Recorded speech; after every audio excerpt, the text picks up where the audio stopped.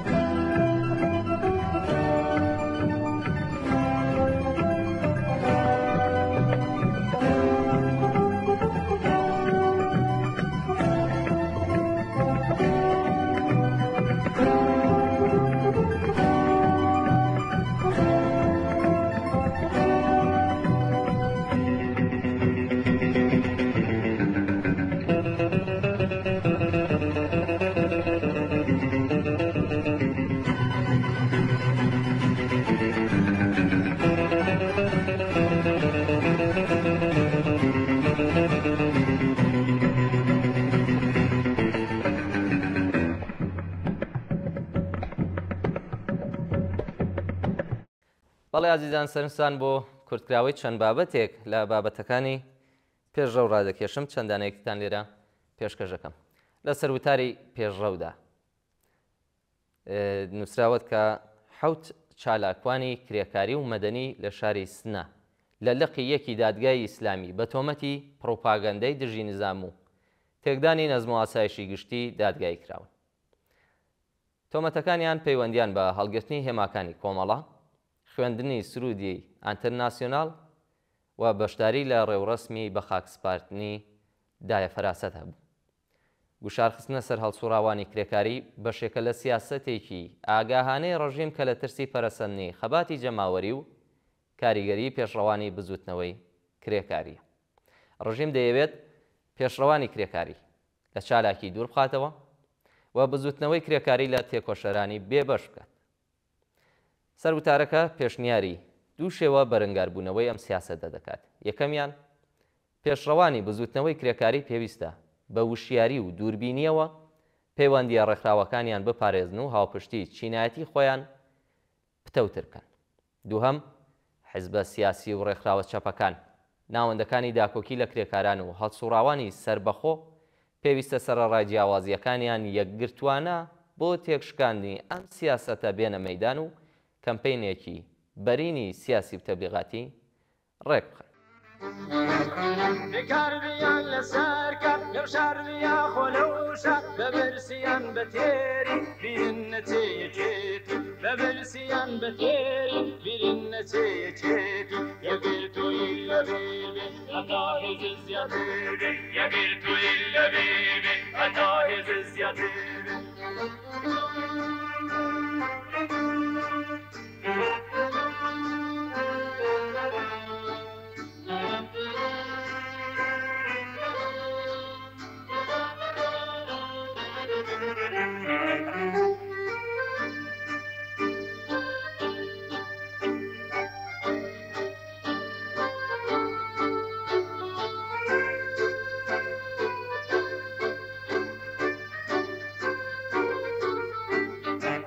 دژمن لە هەڕەنجێبێ وەتەفرەقەت دەکۆشێ چون تا ئێمە بەڵاو بین ئەو دەتوانێت سەروار بێت چون تا ئێمە بەڵاو بین ئەو دەتوانێت سەروار بێت یەگرتووی لەبێ بێ هەتا هێز زیاتر بێ یەگرتووی لەبێ بێ هەتا هێز زیاتر بێ.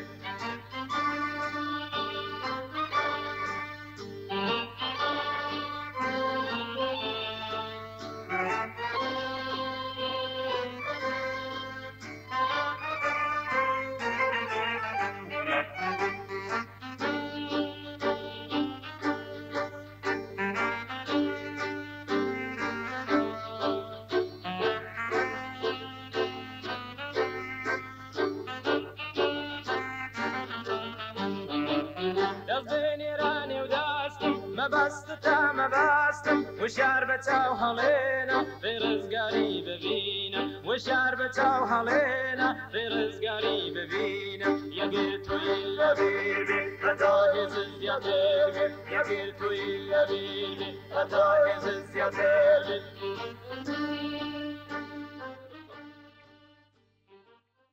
لە مەقالەی سەبارەت بە سزای ئێعدام ئاماژە کراوە بەوەی کە 5 زیندانی سیاسی عەقیدەتی لە زیندانی وەکیڵاوای مەشهەد لە سێدارە دراون بەبێ ئاگادارکردنەوەی پێشوەختە و دەرفەتی دیداری کۆتایی لەگەڵ بنەماڵەکانیان.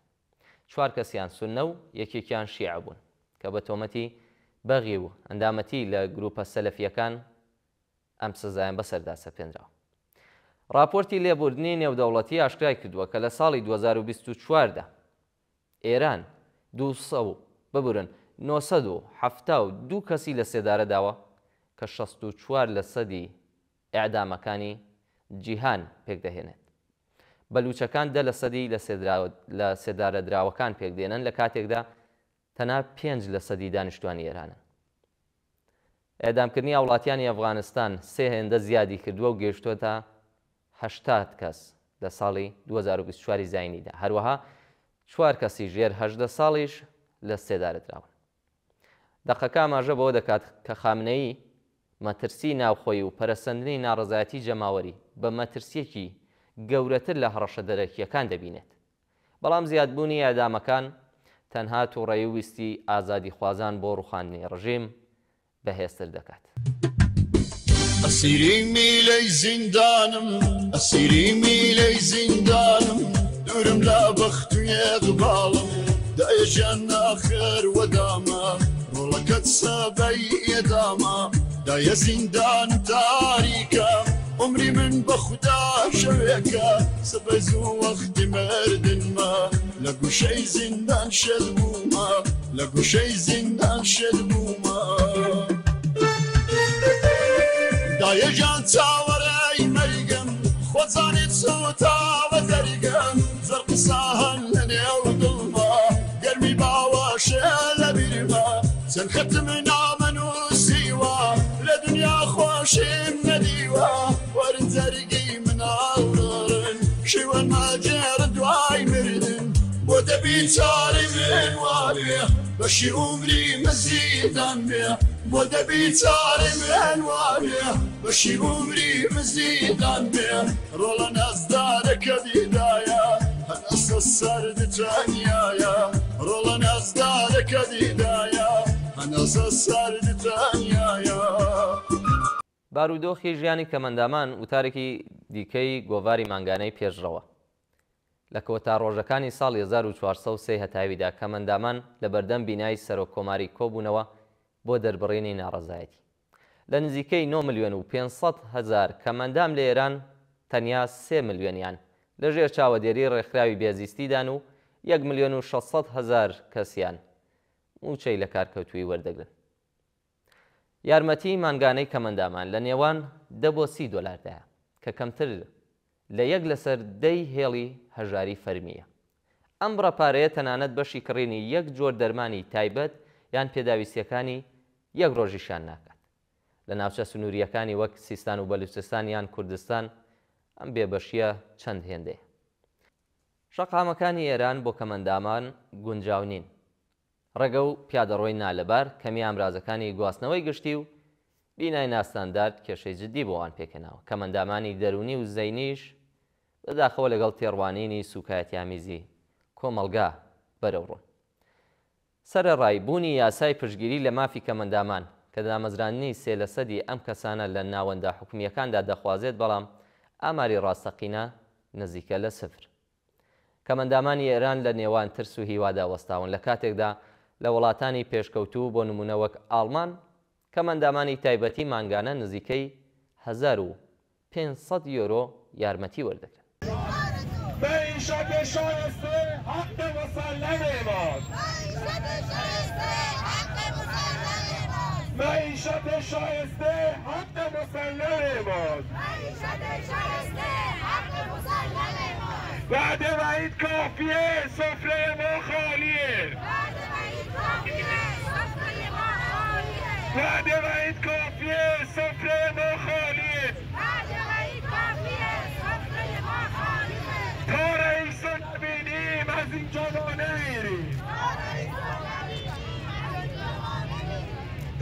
رئیسو نبینیم از اینجا ما نمیریم. قەیرانی سیاسی لە تورکیا بابەتێکی دیکەیە کە لە چاپکراوی پێشڕەودا هاتووە. باز لەوە کات کە تورکیای ئەمڕۆ لە گێژاوی قەیرانی سیاسی ئابووری و کۆمەڵایەتیدا نقم بووە. دەستگیرکردنی ئەکرەم ئیمامۆغڵو شارەوانی ئیستانبول و ڕکابەری سەرەکی ئەردۆغان بە تۆمەتی گەندەڵی دارایی چەخماخەی ناڕەزایەتێکی بەرفراوانی لێداوە کە گەورەترین ئاڵنگاریە بۆ دەسەڵاتی ئەردۆغان لە دەیەی ڕابردوودا. ئیمامۆغڵو کە لە ڕاپرسیەکاندا لە ئەردۆغان لە پێشترە ئەم تۆمەتانەی بە بۆختان ناوبردووە. دەستگیرکردنەکە کاردانەوەی توندی پارتە دژبەرەکان و سەرکۆنەی ڕێبەرانی ئەوروپای لێکەوتێتەوە. هەزاران کەس لە شارەکانی تورکیا ڕژاونەتە سەر شەقامەکان و پۆلیس زیاتر لە 320 کەسی دەست بەسەر کردووە. هاوکات بەهای لیرەی تورکیا گەیشتوتە نزمترین ئاستی مێژووی خۆی و هەڵاوسان گەیشتوتە 60%. سیاسەتەکانی ئەردۆغان لە کەمکردنەوەی نرخی سوود متمانەی وە بەرهێنەرین لە ناو بردووە و ژیانی ملیۆنان کەسی خستووەتە ژێر فشارەوە. لەلایەکی ترەوە پرۆسەی ئاشتی لەگەڵ کوردەکانی شکستی هێناوە. ئەردۆغان کە لە 2003 وڵات بەڕێوە دەبات ئێستا لە لاوازترین پێگەی سیاسی خۆیدایە، بەڵام ئەومان بیر نەچێت هێشتا کۆنتترۆلی دامەزراوە سەرەکیەکانی هەر لە دەستدایە.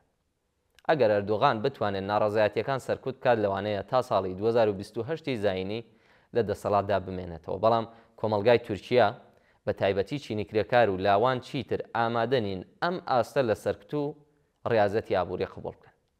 دوور نییە کە دەستگیرکردنی ئیمامۆغڵو سەرەتایەک بێت بۆ کۆتایی دەسەڵاتی 22 ساڵەی ئەردۆغان. Kuşandık genç öfkeni, taşların kucaklarımızda, bizlere öğrettiğin kavga, kavgamız büyüyor omuzlarımızda, büyüyor. Bizlere öğrettiğin kavga, kavgamız büyüyor omuzlarımızda. Alnımdaki kurşun yarası, sönmeyen bir kavgamız da büyüyor, sarıyor halkın yüreğini, sarıyor, büyüyor inatçı kavgamız da büyüyor, sarıyor halkın yüreğini. Zapt ettiğimiz alanlara.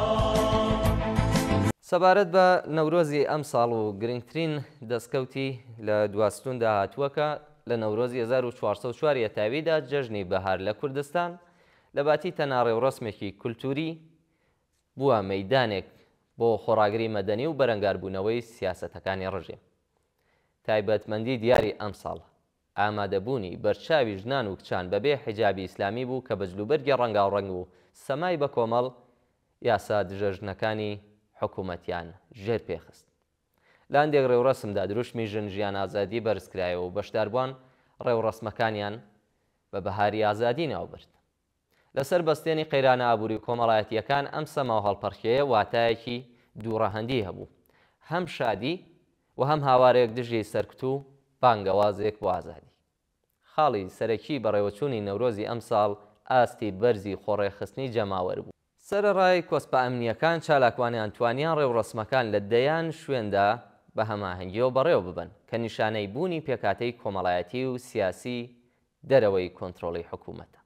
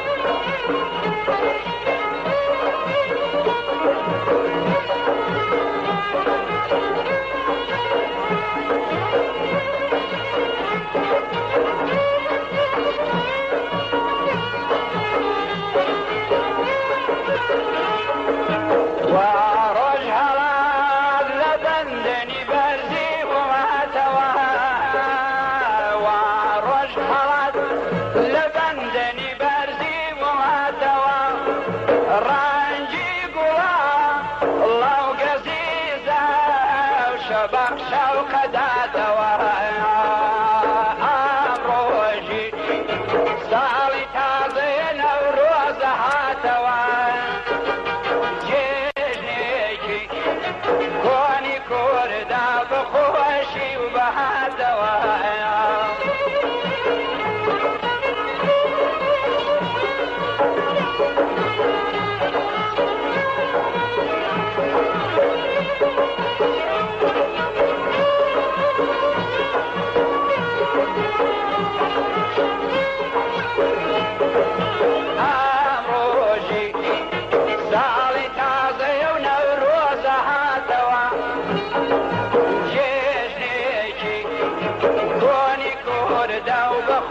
باسکردن لە گرنگی مانگرتنی سەراسەری بابەتێکی دیکەی پێشڕەوەکە نووسیوێتی بارودۆخی ژیانی خەڵک لە ئێران ڕۆژ بە ڕۆژ دژوارتر دەبێت. نرخی پێداویستیەکانی ژیان بە شێوەیەکی سەرسوڕهێنەر زیادی کردووە کە بۆ کرێکاران و هەژاران لە تااقەت بەدەرە. لەمە و دواژمارەیەکی زۆرتر دەکەونە ژێر هێڵی هەژاری و کۆمەلگا بەرەو دۆخێکی خراپتر دەچێت. کۆمەڵانی خەڵک کەوتونەتە جموجۆڵ و دەنگی ناڕەزایەتی لە هەموو لایەکەوە بەرز بووەتەوە، بەڵام گیر و گرفتی سەرەکی ئەوەیە کە هێشتا بەرەی خۆڕاگری و خەباتی جەماوەری پەرشوو بڵاوە و تۆڕی کۆڕ و کۆمەڵانی بزوتنەوەی کرێکاری و بزوتنەوە کۆمەڵایەتیەکان یەکیان نەگرتووە. دەقەکە ئاماژە کات خوێندکارانی زانکۆکان ئەرکێکی گرنگیان لەسەرشانە بۆ بردننی بیرۆکەی مانگرتنی گشتی و سەرانسەری بۆ ناو جەماوەر. ڕژیمی کۆماری ئیسلامی هێرش دەکاتە سەراستی بەڕێوەچوونی ژیانی کرێکاران و زۆربەی خەڵک لەم هەلومەرجەدا چینی کرێکار و هەژاران پێویستە ڕیزەکانی خۆیان یەک بخەن. ویستی زیادکردنی حەقدەستەکان بە پێیاستی هەڵاوسان و گرانی دەبێت ببێتە یەکێک لە بەپەلەترین داخوازیەکانی بزوتنەوەی کرێکاران. کاریگەرترین تاکتیک بۆ بەرەنگاربوونەوەی ئەم دۆخە و پوچەڵکردنەوەی هێزە سەرکوتگەرەکان و ڕێخستنی کۆمەڵێک مانگرتنی گشتی و سەرتاسەریە. ئەم گۆڤارە لەسەر سایتەکانی کۆمەڵە و لە تۆڕە کۆمەڵایەتیەکان بە مادرسانەی کە لە سەر شاشەی تەلەڤیزیۆنەکەتانی بینن لە بەردەستایە. پێشڕەو بخوێنەوە و بە دۆستان و ئاشنایانی خۆتانی بناسێن.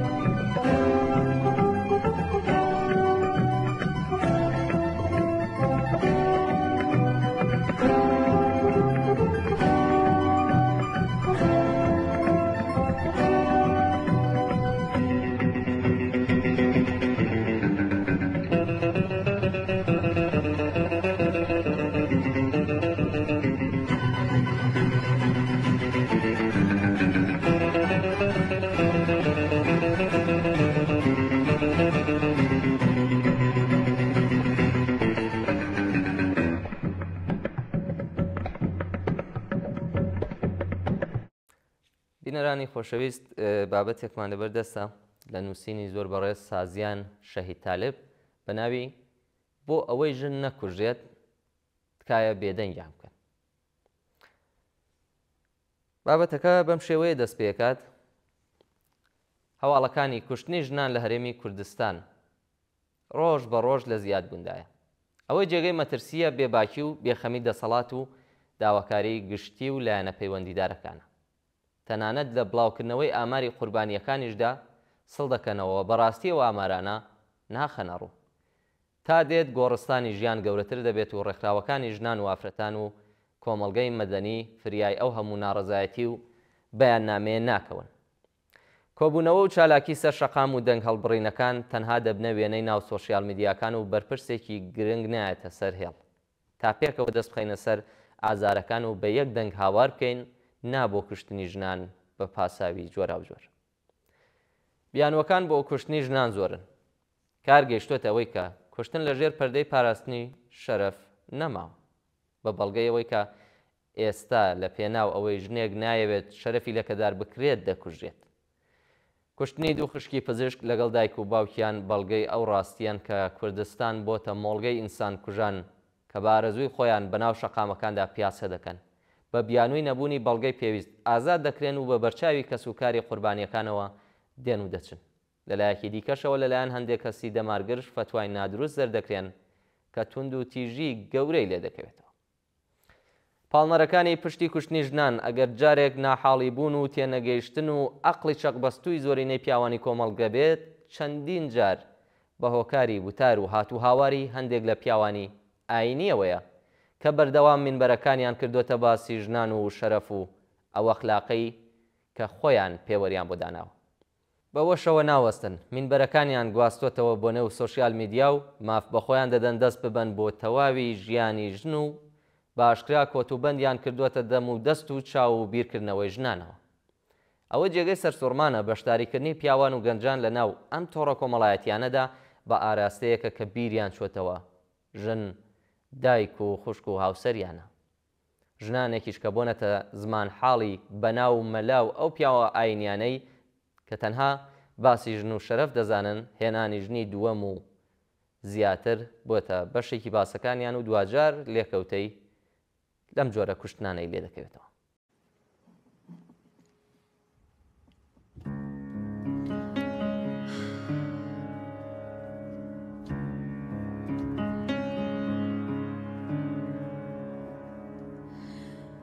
از خون جوانان وطن لاله وطن لاله وطن لاله دمیده از ماتم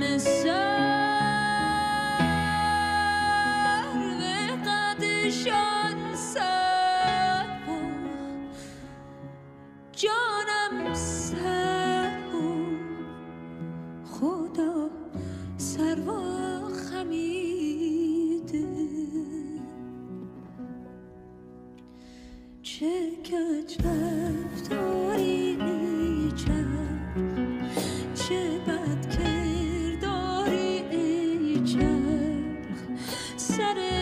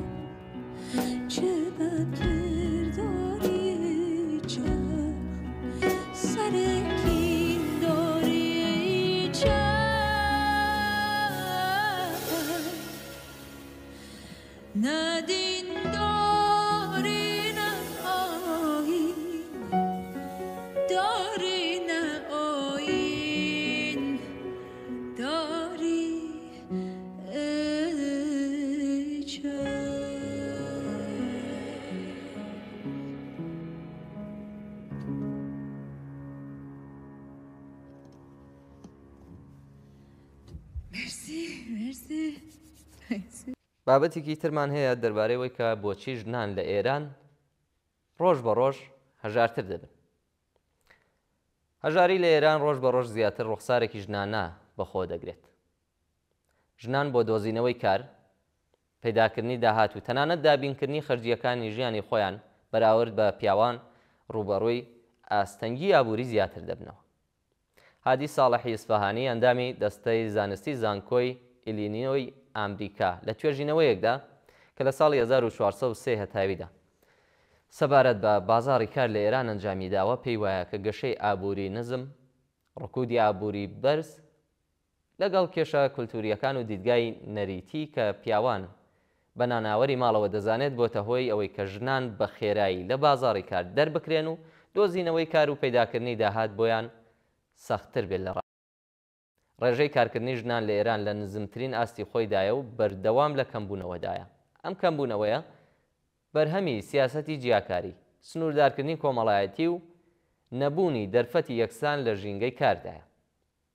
بەپێی راپۆرتی ناوەندی ئاماری ئێران لە پاییزی 1403دا 71% دانیشتوانی بێکاری لە دەرچوانی پەروەردەی باڵادا ژنان پێکی دێنن. ئەم ئامارە تەنانەت بەراورد بە سەردەمی بڵاوبوونەوەی کۆڕۆنا زیادی کردووە. بەپێی ئامارەکان ڕێژەی بێکاری پیاوانی سەروی 15 ساڵ 6% و ڕێژەی ژنانی بێکار زیاتر لە 14% ڕاگەیەندراوە. ئەم جیاوازیە نیشانەی سیاسەتی ناکارامەیە لە بواری دامەزراندنی ژنان کە بۆتە هۆی کەمبوونەوەی متمانە بە بازاڕی کار بۆ ژنان. ژنان لە ئێران نەک تەنها دەرفەتی کاری کەمتریان هەیە بەراورد بە پیاوان، بەڵکو موچەی کەمتریش وەردەگرن. لە پێشهانگای ئەلکامپ کە لە مانگی خەرمانانی ساڵی 1403 هەتاویدا بەڕێوەچوو سەرجەم ژنانی بەشدار جەختیان لەوە کردەوە کە موچەی ژنان لانی کەم 70% کەمترە لە پیاوان. تەنانەت ژنانێک کە لە پۆستی بەڕێوەبەریدا کار دەکەن 25% کەمتر لە پیاوان لە پیاوانی بەڕێوەبەر هەر لەو پیشەیانەدا موچە وەردەگرن. بەپێی داکتاکانی ناوەندی ئاماری ئێران کەمتر لە 2 کەس لە هەر دەژنی سەروی 15 ساڵ لە بازاڕی کاردا چالاکن یان چوونە ناو بازاڕی کار و ئامادەیان نیشانداوە. لەگەڵەوەشدا ئامارە بەو مانایە نییە نان حەزیان لە کارکردن نییە، چونکە لە گروپی تەمەنی 20 تا نزیکەی 30 ساڵدا ڕێژەی بێکاری زۆر بەرزە. بۆ نمونە لە هەر سێژنی 20 بۆ 24 ساڵە کە دەیانەوێ کار بکەن کەسێکیان بێکارە. ئەم دۆخە نیشانی دەدات کە زۆرێک لە ژنان سەرڕای ئەوەی کە دەیانەوێت کار بکەن هەلی کاریان دەست ناکەوێت. بە وتەی دکتۆر غۆڵام ڕەزاق شاوەرز حەداد ئەندامی دەستەی زانستی ئابووری زانکۆی شەریف نزیکەی 80% و ژنانەی کە بەدوای کاردا ناگەڕێن بەرپرسیارەتیە کەسی و خێزانیەکان بە هۆکاری سەرەکی دەزانن. ئەمە نیشان دەدات کە سەرڕای ڕێگریە ئابووری و کۆمەڵایەتیەکان هۆکارە کولتوریەکان و ڕۆڵە نەریتیەکانیش کاریگەریان لەسەر ڕادەی بەشداری ئابووری ژنان هەیە. ڕێکخراوی نەتەوە یەکگرتوەکان لە راپۆرتێکدا دەڵێ زیاتر لە نیوەی ئەو 1.5 ملیار کەسە هەژارەی کە لە دنیادا هێن ژن لە ئێراندا زیاتر لە 3 ملیۆن ژنی سەرپەرشتیاری خێزان هەن کە 10% کۆی کۆمەلگای ژنان پێک دەهێنن. هەروەها 1.3 ملیۆن خێزانی ئێرانی واتە 1,300,000 کەس خێزانی ئێرانی لەلایەن ژنانەوە بەڕێوە دەبرێن. واتە لە هەر حەوت خێزانی ئێرانی یەکێکیان لەلایەن ژنانەوە سەرپەرشتی دەکرێت. لەبەرەوەی ژنانی سەرپەرشتیانی خێزانن بە شێوەیەکی گشتی دەستڕاگەیشتنێکی سنوورداریان بە دەرفەتی کاری فەرمی هەیە. بەشێکی گەورەی ئەم چینە پشت بە یارمەتی دامەزراوە پشتیوانیەکان دەبەستن. بە لە بەرچاوگرتنی بربەستەکانی بازاڕی فەرمی ژنان زیاتر لە ڕابردوو بەرەوکاری نافەرمی پاڵپەیوەندراون. بەپێی راپۆرتی ناوەندی توێژینەوەکانی بانکی جیهانی 60% ئابووری ئێران نافەرمیە. بەپێی راپۆرتی بیمەی دابینکردنی کۆمەڵایەتی نزیکەی 9 ملیۆن کەس لە دانیشتوانی چالاکی وڵات لەژێر چەتری بیمەدا نین کە بەشێکی زۆریان ژنان. زۆربەی ئەم ژنانە خەریکی کاری نافەرمی وەک دەستفرۆشی، کار لە ماڵەوە و چالاکی خزمەتگوزاری کەمداهاتن. کاری نافەرمی بە واتایە کە ژنان نەموچەی جێگیریان هەیە و نەخاوەنی بیمە و پشتیوانی یاساین. ئەوان لە پاڵ ئەم کێشانەدا ئاسایشی کاری گونجاویشیان نییە و بە هاتنەپێشی بچووکترین کێشەی ئابووری سەرەتا ژنانن کە لەسەر کار دەردەکرێن. بە باوەڕی پسپۆران زیادبوونی ئەم ڕەوتە کاریگەریەکی خراپی لەسەر داهاتووی ئابووری ژنان هەیە و دەبێتە هۆی کەمبوونەوەی تواناکانیان بۆ دەرچوون لە بازنەی هەژاری. دامەزراوەی نەتەوە یەکگرتوەکان بۆ یەکسانی ڕەگەزی و بەهێزکردنی ژنان بە ناوی ژنانی نەتەوە یەکگرتوەکان ساڵی 2024 زاینی بە لێکۆڵینەوە لە دۆخی ژنان لە ئاستی نێودەوڵەتی دەڵێت زیادکردنی بەرهەمهێنان لە ڕێگەی دەستڕاگەیشتنی ژنان بە هەلی کاری باش هۆکارێکە بۆ گەشەی ئابووری. لەگەڵ ئەوەشدا توێژینەوەکانی ئەم ڕێکخراوە نیشانی دەدات کە تەنها دڵنیایی لە دەستکەوتنی کار بۆ ژنان بەس نییە، بەڵکو ژنان سەرڕای دەستڕاگەیشتن بە کاری شیا و شایستە دەبێت ببنە خاوەنی کرێی یەکسان و پشتیوانی بەهێز و هەروەها کەم و کوڕیا یاساکانیشیان دەبێت بۆ چارەسەر بکرێت. بەڵە بینەرانی خۆشەویست بەم شێوە هاتینە کۆتایی بەرنامەی ئەمڕۆکەی لێکدانەوە و هەڵوێست تا لێکدانەوە هەڵوێستێکی دیکە ماڵاوە و کاتوساتێکی خۆش بۆ هەموو لایەکە.